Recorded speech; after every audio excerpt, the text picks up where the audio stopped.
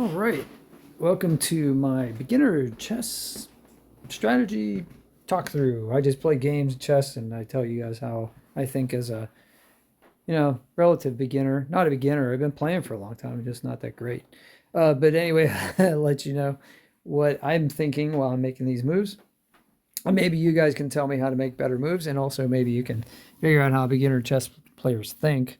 So if you're a beginner chess player, you can say, "Oh, you know what? Maybe I'm not that bad." Or if you're an advanced chess player, you say, "Oh, is that why these guys do this?" Okay, they don't know the deep strategy. Anyway, pawn to king four. I usually play pawn to queen four. I'm just that guy. That's my opening. So you threaten me, I protect. Pull out another knight. Now we got three knights out, and we've got a very mirrored position here. So I'm going to develop my black bishop most of the time because in this position, I like castling early. I think that's an advantage. Now, none of my queen side pieces are developed, but I think I'm ahead in development pretty much because I'm going to capture here. Now, if he does not pull his bishop out, right, to protect his knight, and he tries to threaten my bishop off that square. But I'm willing to trade a bishop for a knight at this level because I'm going to put him in check and mess up his pawn chain. And then I'm going to take this pawn in the middle because if he takes back with the pawn, I'm going to take his queen.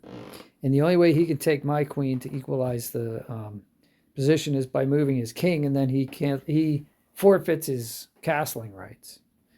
You see what I'm saying? Like he can't castle after he moves his queen to take it. So I'm surprised he doesn't do that. He must not want to do that. And so he moves his knight forward. I'm not sure about this move. So I take an extra pawn. You want to give me a pawn? Fine. He takes back, so he protects his queen again, so he doesn't have to do the thing I'm forcing him to do. So I'll castle. All right, he's going to advance his pawn that's now in the queen file. So I'm going to threaten his knight because I don't like his knight in that forward position. That's not cool for me.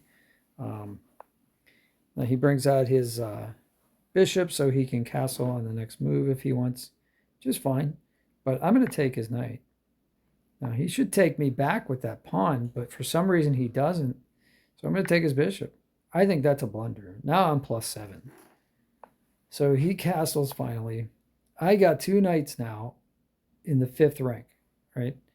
Actually, the 4th rank because I'm black. But you know what I'm saying? I've got two knights in his enemy territory now. So he moves his queen up thinking he's going to get one of them because, he can threaten both of them on that square. But I can do the same. I can defend as well. So I'm going to do that. Now he brings a rook in to try to threaten my knight again. So I'll move that knight back. Now he comes and threatens my queen.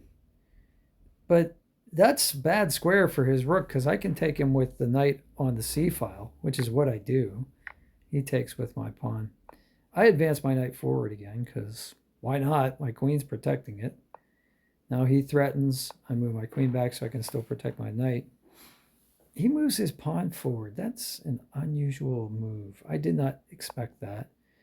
I'm going to open up my rook file by offering us a trade here of the pawns. But he doesn't go for it. He moves out his black bishop. I take the pawn anyway because I want that open rook file. And he takes my bishop, or he takes my pawn with his bishop. Now I can threaten his queen because the rook is protecting the knight, so the king cannot take my knight. You see what I'm saying? So he threatens with the bishop. I take his queen. That's a big blunder. So I'm +18 now. That's ridiculous. Like, might as well resign at this point. I guess you play it out just because it's fun. So I threaten his rook. I take a pawn. He pins me. I protect over here. I can take that pawn now if I want, and I do. And I threaten his rook. He moves his rook to threaten my pawn. I move over closer to his king to go in for the kill. but he doesn't go for it and smartly. I put him in check, he blocks. Put him in check, he blocks.